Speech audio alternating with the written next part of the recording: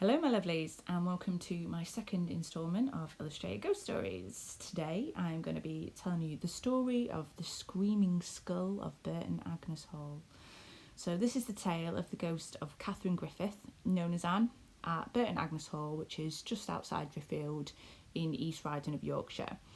The hall was built in 1173 and has actually never been sold in all that time. It's been passed between families at some points but never been sold. And despite its history, Anne seems to be the only ghost reported in connection with the property, but she is an interesting one, so that's why we're going to hear a little bit about Anne today. Anne's portrait actually still hangs in the hall to this day in the inner hall, which is part of the property that was built by her father, Henry Griffith.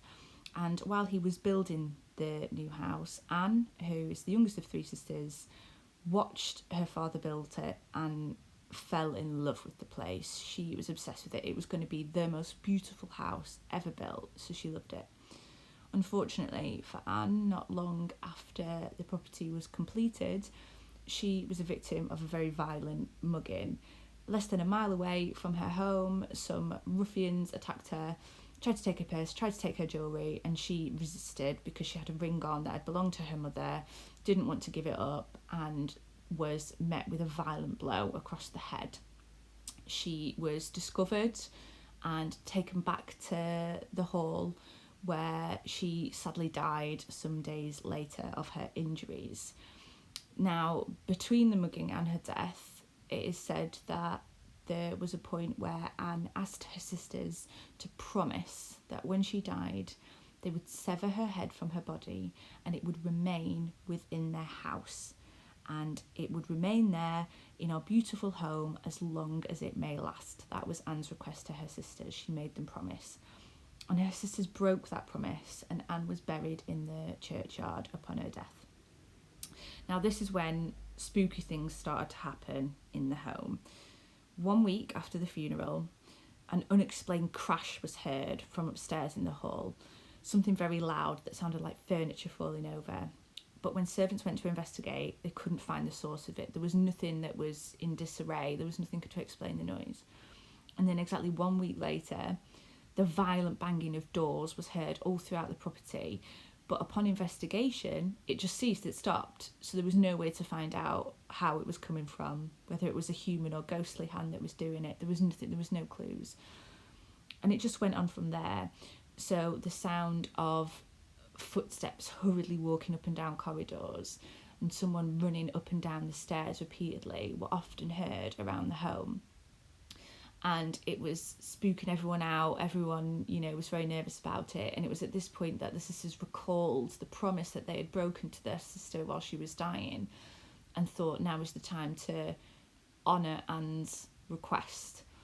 So Anne's casket was dug up from the churchyard, and upon opening it was discovered a very strange and grisly sight, that Anne's head had somehow become detached from her body, and while her body remained preserved, her head was withered to the point that it was almost skull-like, which obviously the sisters took as great confirmation that this was the source of all the disturbances in their house and that they really should honour Anne's wish. So Anne's skull was brought back to reside within the home. And the story goes that over time, whenever it has been disturbed, strange occurrences have happened until it has been reinstated within the home. So there's a story where a maid found it and decided to throw it out, and literally threw it out a window, where it landed upon a load of manure being dragged by some horses.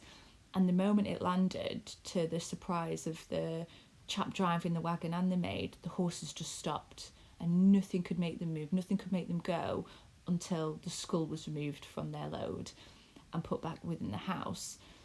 There is also stories of the skull being buried in the garden, at which point cries and wails began to be heard throughout the property and wouldn't cease, the screaming and wailing and crying, until the skull was brought back within the hall. So this is why we've got our little screaming skull here now that I am drawing. So that's the sort of story of Anne, and it's quite sort of grisly idea to think that someone wants their head removed upon their death and kept within the house. And it's said that it's still there now and it's just hidden within the walls so as not to spook visitors.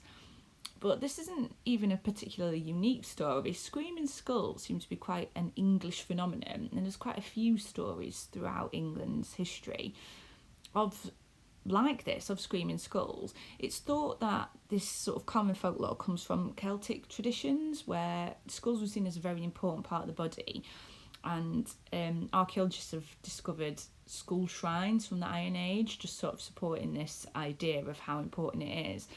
And that there are some stories where skulls are seen as like a lucky object, like an heirloom passed down from between families, well, through families, that are a source of luck for that family.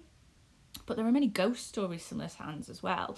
So one is the tale of Calgareth Hall in Windermere, and there was farmers there called Craster and Dorothy Cook, and the land that they owned, which is where Calgareth Hall stands today, was coveted by a magistrate Miles Phillipson, who just sounds like an all-round aristocratic bad guy. He wanted this land. He clearly is a gentleman of immense wealth who isn't used to being told no. So when he kept offering high amounts to buy this land from Craster and Dorothy and they refused, he sunk to very macabre and underhanded ways to get his hands on the property.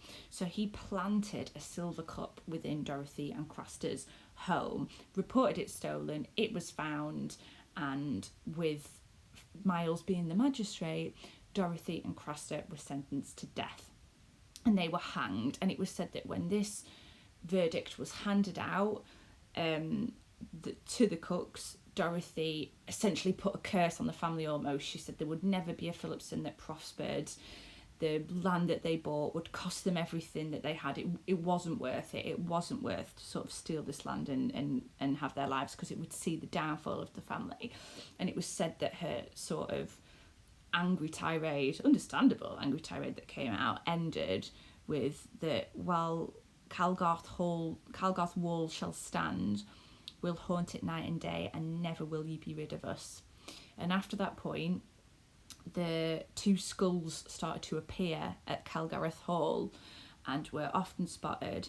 They would wail and scream, and the Phillipsons wanted rid of them. They tried burying them, they tried burning them, they sunk them in the lake. The skulls always reappeared at the home, wailing and screaming. Those of Craster and Dorothy, you know, reminding them of the curse that's put on them and this terrible deed that they've done. And it's said that they allegedly saw the downfall of the Phillipsons after that, and they did lose all their money and everything did go south for the family. And there's also the story of Theophilus Brome, or Broom is called in some places, and he was based in Somerset, and he was a local man who asked for his head to be returned to his farmhouse upon his death. And whenever it was moved, ear-splitting cries and screams and wails were said to be heard, with one villager saying that they were horrendous, horrid noises, portentive of sad displeasure.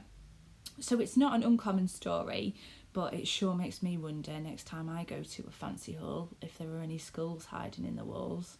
Ooh, so I hope you've enjoyed the story of the Screaming Skull of Burton Agnes Hall. As always, if there's any stories you'd like to cover, just drop them in the comments below. Your thoughts on today's video, and subscribe to hear the next instalment of my illustrated ghost stories. Other than that, have a wonderful weekend, and I will see you soon. Fantastic. Thank you. Bye.